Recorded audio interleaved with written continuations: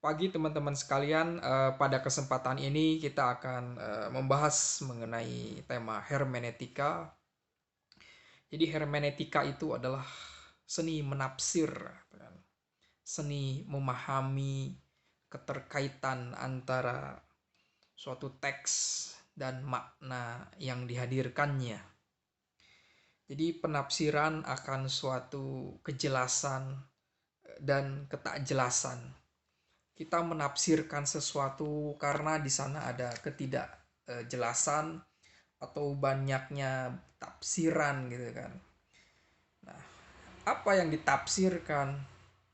Biasanya hermeneutika awal adalah menjelaskan tentang pemaknaan mengenai teks suci, atau di dalam tradisi Kristiani itu adalah exegesis, tentang memahami pesan Alkitab gitu kan. Jadi ada sesuatu yang pesan dari yang ilahi yang menjelaskan mengenai kebenaran, tentang nilai di dunia, nilai di langit dan perjalanan spiritual.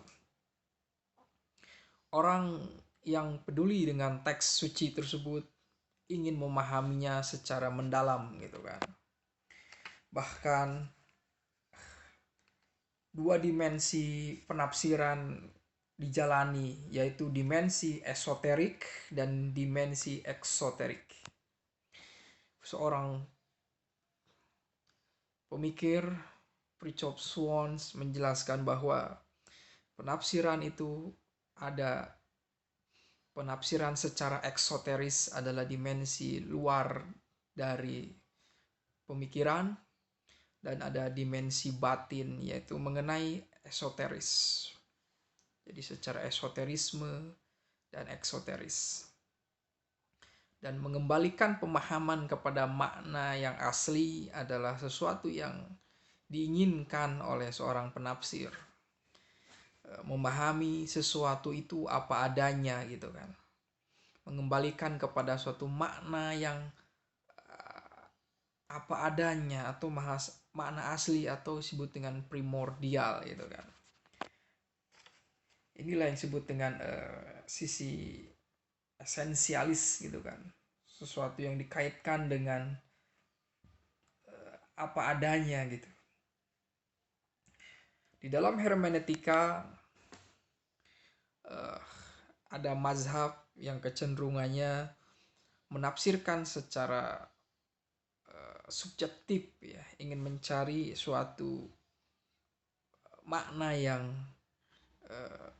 konsennya adalah memahami si pengarang gitu kan. Memahami subjektif sang pengarang. Misalnya apakah kita bisa memahami suatu teks dengan memahami sang pengarangnya gitu kan. Sebelum kita memahami tentang pesan ilahi, maka kita harus memahami tentang sang ilahi gitu kan. Kalau kita ingin memahami suatu uh, karya dari Cornelius Agrippa, maka kita harus memahami tentang pengalaman hidup dari Cornelius Agrippa gitu. Jadi di dalam memahami teks itu diarahkan seorang penafsir itu untuk memahami atau menjadi si subjek pengarang gitu kan. Kita mengandaikan diri kita mengetahui tentang keadaan hidup seseorang atau sang ilahi gitu kan, dengan menghadirkan suatu abstraksi atau pengandaian atau penghayatan mengenai seseorang itu, atau mengenai yang ilahi tersebut. Lalu apakah kita bisa menjadi sesuatu yang lain selain dari diri kita? Seandainya kita memahami seseorang, pengalaman hidupnya, sifat atau zatnya, apakah kita benar-benar mengetahui? Itulah dimensi dari keinginan kita untuk memahami pengarangnya gitu. Kemudian dimensi penafsiran itu ada yang orientasinya kepada sesuatu yang objektif, kita tidak perlu memahami tentang sang pengarang gitu kan. Ketika sang pengarang menghasilkan karya dan karyanya telah dibaca oleh pembaca, maka sang pengarang adalah mati. Apakah ini sesuatu yang bisa dijalani? Kita memahami suatu teks, pesan, ajaran tanpa mengaitkannya dengan sang pengarang. Dimensi subjektif tidak perlu menjadi suatu yang bagian dari pemahaman. Kita membahas tentang teks saja gitu. Seperti para positivisme gitu kan. Bahwa sesuatu yang dipahami itu adalah berdasarkan objeknya. Tanpa ada suatu intervensi dari penafsiran subjek. Atau tak perlu memahami tentang psikologis subjek yang melahirkan karya tersebut. Ini sesuatu yang sangat usaha untuk menghadirkan suatu kemurnian dari teks yang ingin dipahami gitu kan. Kemudian ada lagi kecenderungan untuk memahami suatu teks, suatu karya dengan cara intersubjektif. Jadi memahami sesuatu teks itu kita memahami dimensi kesubjekannya gitu. Karena di sana kita berusaha memahami tentang suatu esensi dari suatu pembahasan dengan menghayatinya dulu. Mazhab hermeneutika yang berusaha untuk mencari penjelasan secara subjektif, ingin mendasarkan untuk memahami sesuatu teks itu harus memahami tentang sang pengarang, itu misalnya adalah Schleiermacher. Ini sangat penting untuk memahami dan kita berhadapan dengan suatu realitas.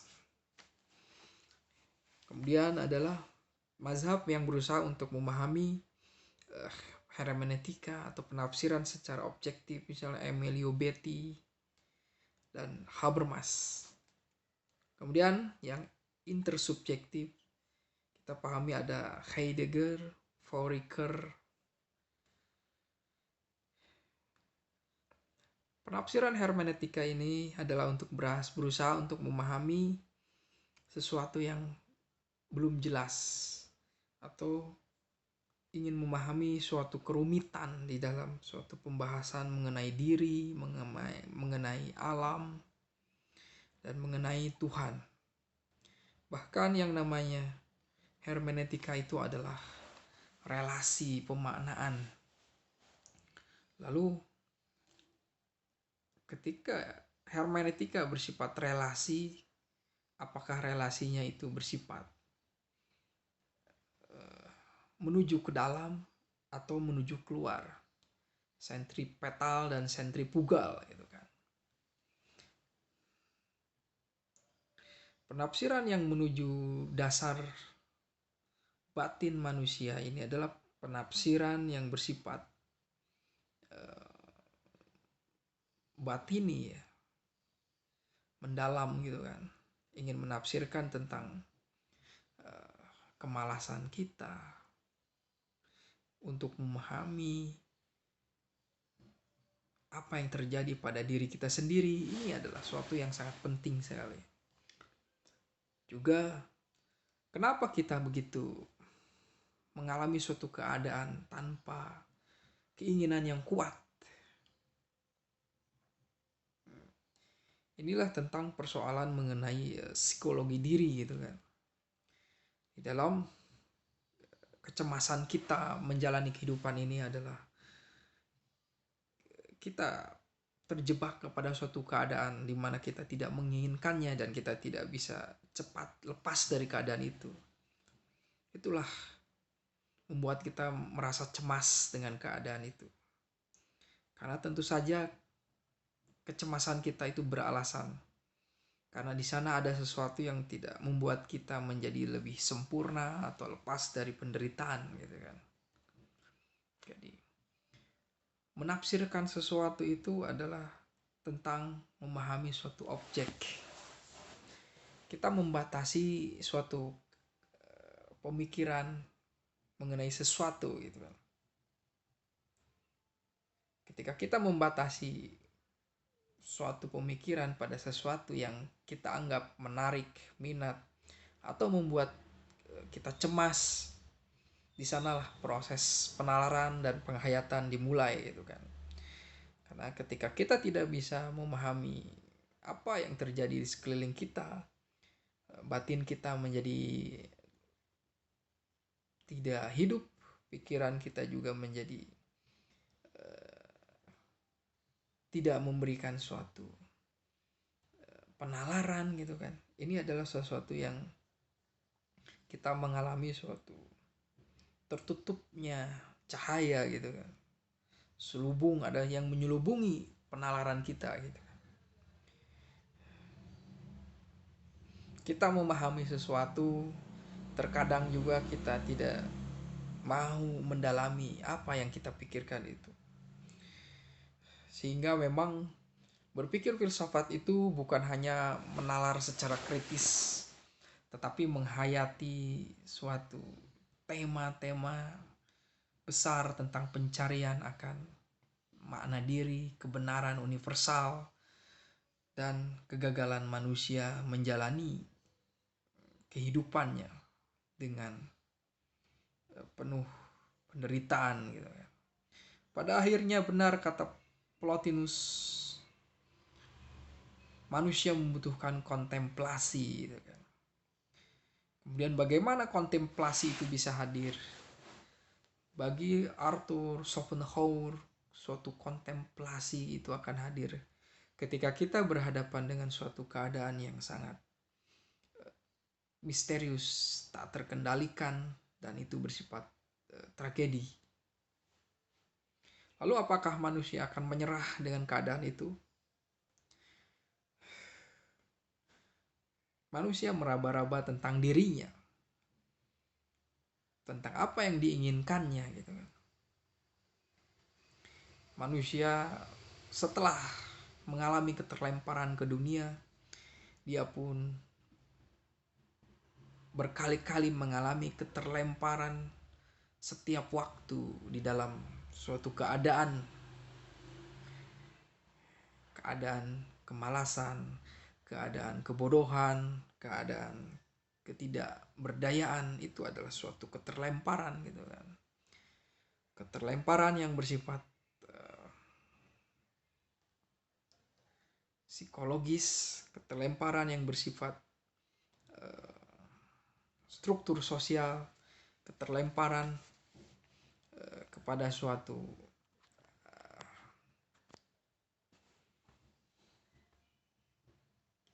keadaan yang lemah. Itu ada suatu praktisitas. Persoalannya kita menerima sesuatu itu tanpa kita memahaminya, tapi ada juga yang menerima suatu keadaan karena dia memahaminya tentang keadaan itu. Jadi bagaimana cara kita mengada di dunia?